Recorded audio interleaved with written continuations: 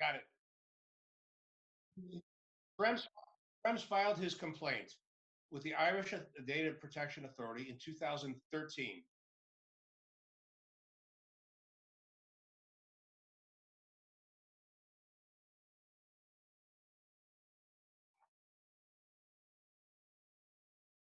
Right. He didn't raise it. He didn't raise it. Um, and he didn't withdraw his lawsuit um, in order to restart it either, because he would have lost a lot of time. And I imagine that Schrems thought his better case was with FISA anyway, and that's clear because the Cloud Act is not as favorable to him.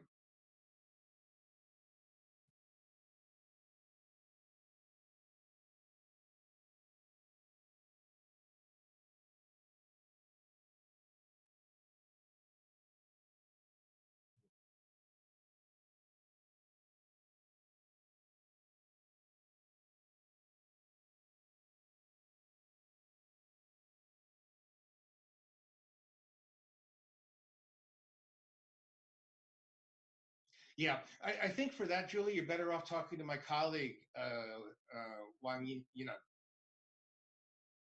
Yeah, if you don't mind. I mean, he's in a better position than I am to judge the effectiveness of your domestic legislation.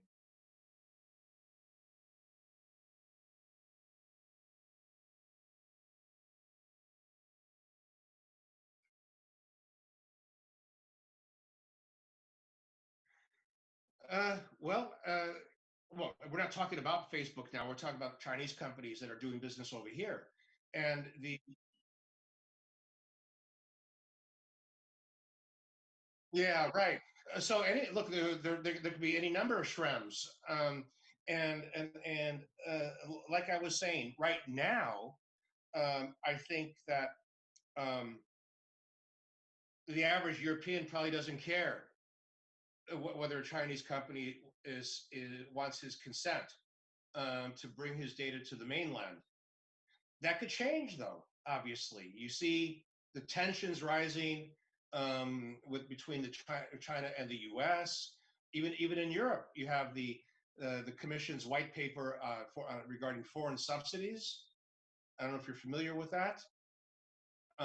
This is a paper that could lead to legislation, making it more difficult for subsidized foreign companies to do business here, do acquisitions in Europe. Very important. And I'm sure that paper was written with the idea of Chinese companies in mind. So, I mean, there's a certain level of tension now between China and the US, China and the EU. And I think right now, um, most consumers over here probably don't really care one way or the other whether a Chinese company, if they want if they want a Chinese product, right? They want a Chinese product, and they've already selected that product over, for example, a U.S. product or even or a European product. They want the Chinese product, maybe because of price, quality. Who knows what the reasons are for them wanting that particular product? But it's a Chinese product they decided on, right? Maybe a combination of value, efficiencies, technology. Who knows?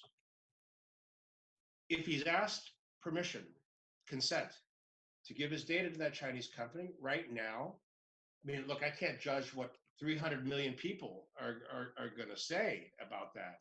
My impression is that they don't care. They won't care. What they do care about are companies like Facebook, Amazon, Google taking their data and selling it, and they make the money, and they don't share that profit with the person whose data, the person who owns the data, right? That's what they're mad about, I think, and because they see themselves at the bad end of a commercial deal where they have no control, they make no profit, and all this money, huge amounts of money, are going to companies like Facebook. I think that's what really pisses them off. I don't think the China privacy thing is what they're so concerned about. And why would they? What do they care? What's the Chinese government going to do to them? It doesn't make any sense. That being said, the situation can change. You look at what Trump has been able to do in the States in a matter of 6 months because of this pandemic. Suddenly, we're on this war path with China. Over what? This whole thing has been concocted by Trump because of a pandemic that he failed to deal with effectively. It was it was President Xi who told him in late January, early February, this pandemic is coming to you and it's dangerous.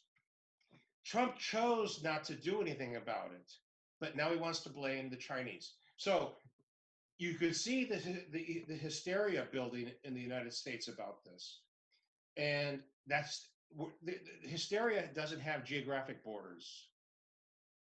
It could come here. And then suddenly, the same product that a European looks at now and says, I don't mind giving my consent to China, 6 months from now, a year from now, it becomes more difficult. They have to say, well, everything I hear, it's not a good thing for the Chinese government to have my data.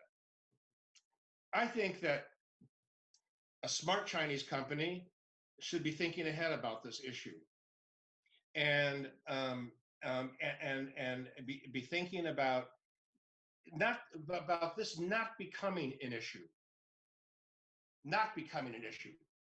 because too many sales could be affected by it.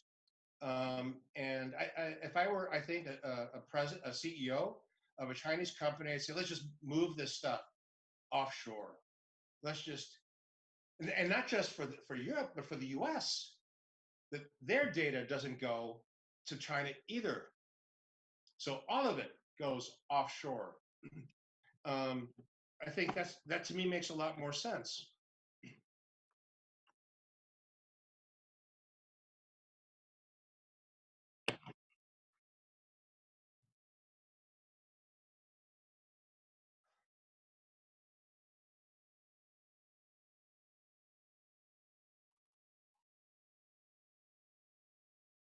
Mm, lovely.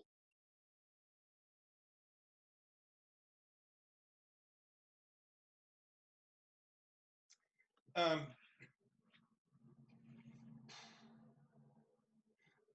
I think that a lot of the decisions being made out of Washington now are irrational. They're irrational, and they're extremely political. Um, and uh, let's put it this way: if we had Biden instead of Trump, I have reason to believe none of this would be happening. Well, let's put it this way. Let's put it this way. They would at least be demanding. They would at least be demanding more policy-driven decisions being made. I don't have. I don't have a lot of trust that a lot of these the policy-based decisions being made with regard to China right now are being made very soundly on the basis of evidence, or even something that I would call foreign policy. And I think a lot of Europeans certainly feel that way, and I think a lot of Americans feel that way at this point too. So in terms of your other question, the risk is that we have two separate digital worlds, which is Chinese driven and one which is US driven. And uh, I'm not sure that's a really good solution, because if you have to choose between one and the other, what good comes out of that? Um, you end up with barriers, which you end up with are barriers that prevent innovation. because I think the only way you get the best innovation possible is by cooperation. And once you cut off the cooperation, you're hurting yourself.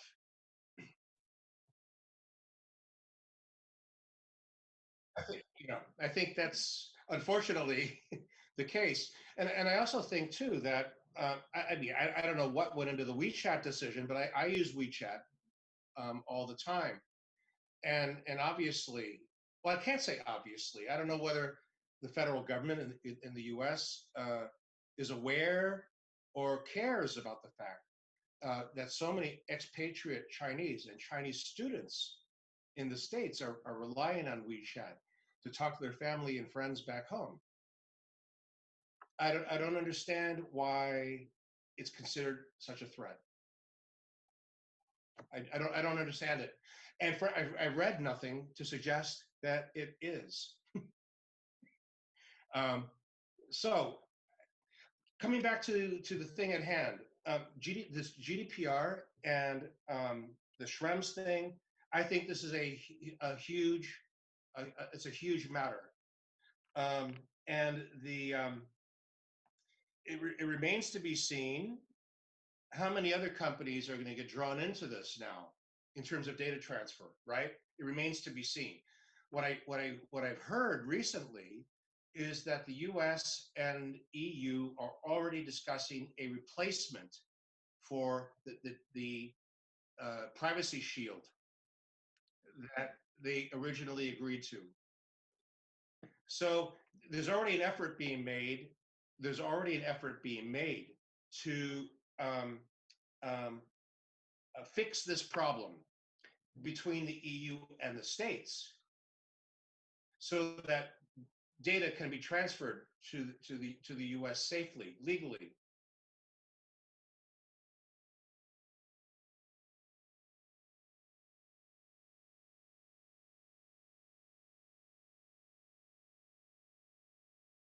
Well, they would have to revise FISA. They would have to revise FISA in order to come up with a new shield that is GDPR compliant. I'm not suggesting this is going to happen, because Trump is much more concerned about Islamic terror than he is white supremacy terror in the States. FISA was intended to go after Islamic terrorists, and the because it's all about going after foreigners. Um, so it's I'm not suggesting that there's going to be a positive ending to that story, because the EU will be depending on the US to make sure that whatever replaces the existing privacy shield will sufficiently protect EU residents from arbitrary data collection.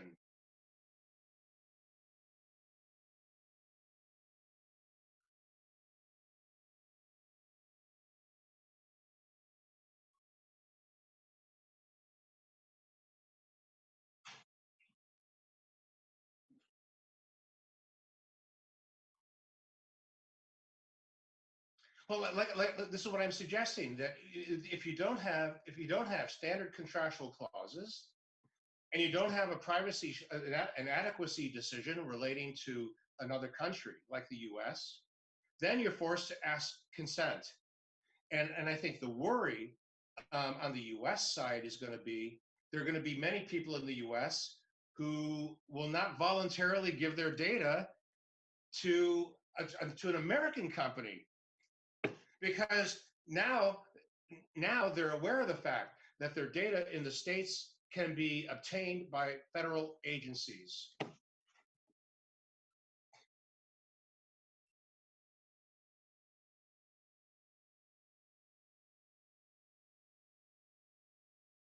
So, so the effort is being made to to dispense with consent by making sure that the U.S.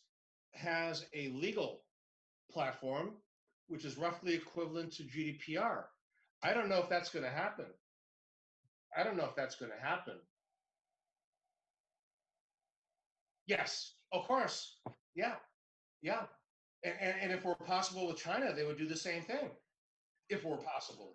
I have no idea where matters and relating to EU and China on data protection. I have no idea what's going on there. I'm sorry. That's outside my pay grade.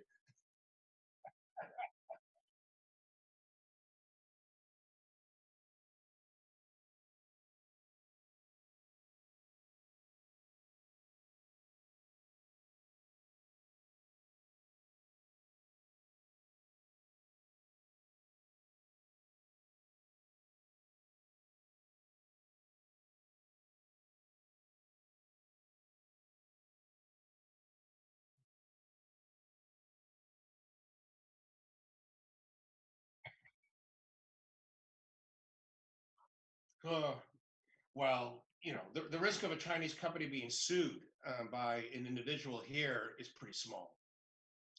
I think this becomes a matter of public relations.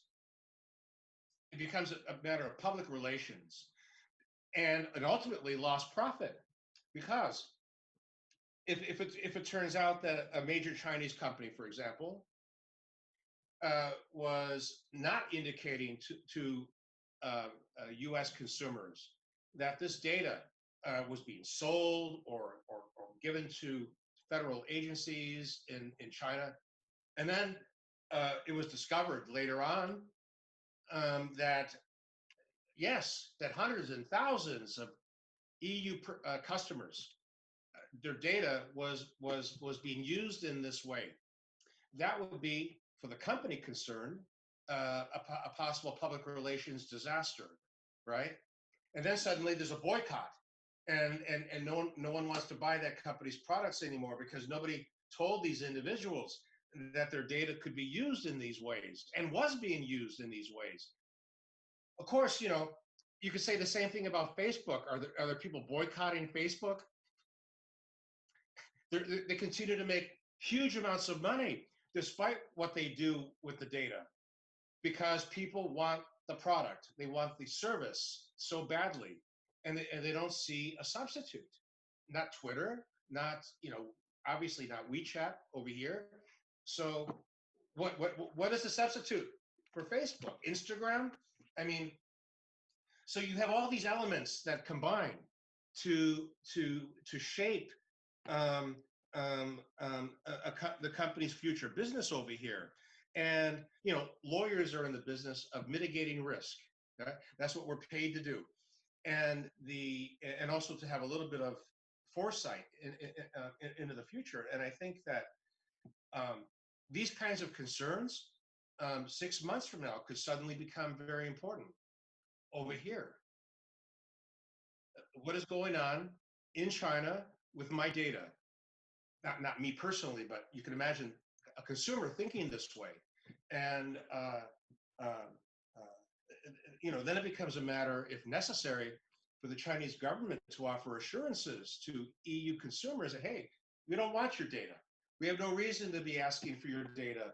This whole thing is a nonsense. We have various safeguards in place even to prevent this from happening, just like your own country does.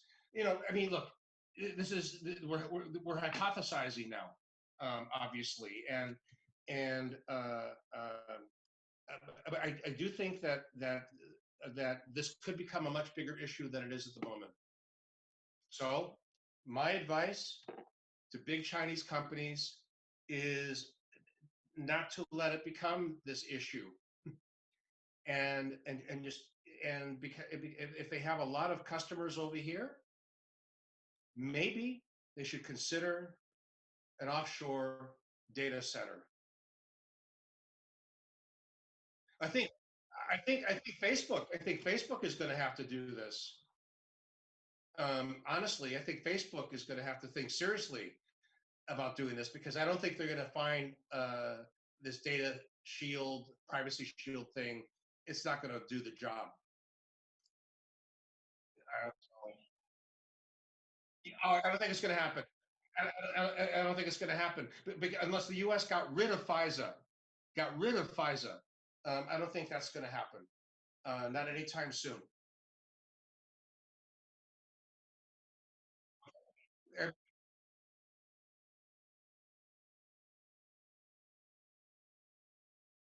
you, if I were you, I'd talk to him because he knows. I know a lot more about GDPR than the Chinese data protection. He knows a lot more about China data protection than I do. But he knows enough about GDPR. He knows enough about GDPR to make a good comparison for you. So I would definitely chat with him about the concern that you raised on the Chinese side.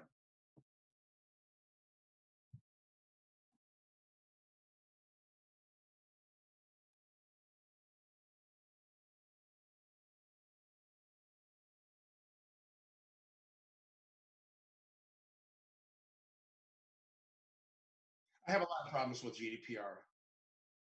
I have a lot of problems with GDPR. I have a lot of problems with what, in exchange for the hassle in clicking all the time on your consent and everything else, what exactly did the consumer get in return for that? Do they really feel safer?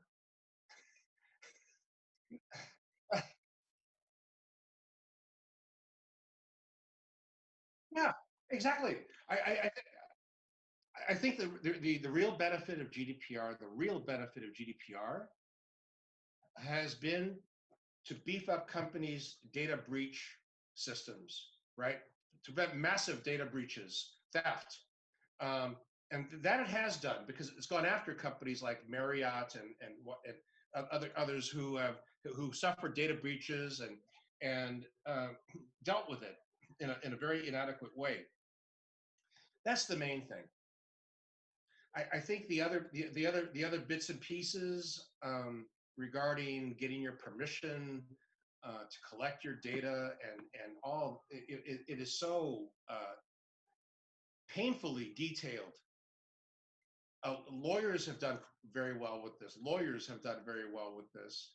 I'm not so sure the average person has done so well with this.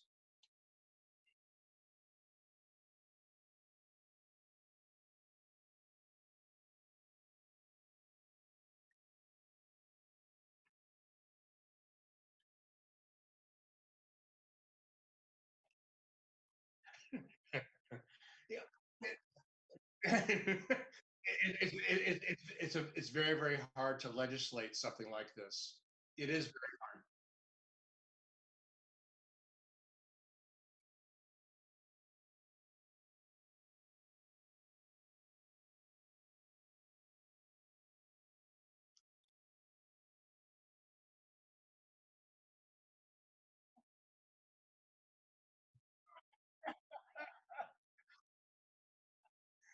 Oh, it's quite possible. Yeah, quite possible. So anyway, look, let's talk again sometime. You know how to reach me. Okay. Okay. You're welcome. Pleasure. Take care, Julie. Okay.